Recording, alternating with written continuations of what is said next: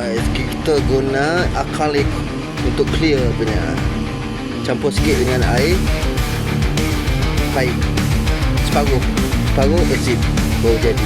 Inilah hasil dia selepas spray. Dah dia jadi macam ni. Buih-buih. Okey, kita tambah lagi spray.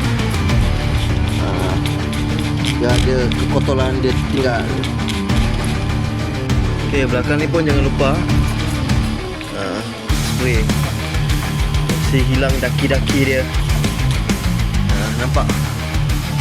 Buih-buih yang ada keluar. Guys, buih-buih dia habis. Bertambah buih dia. Ni tinggal sikit dia belah ni, belah kiri. Dia spray lagi. Tengok dia buih tak?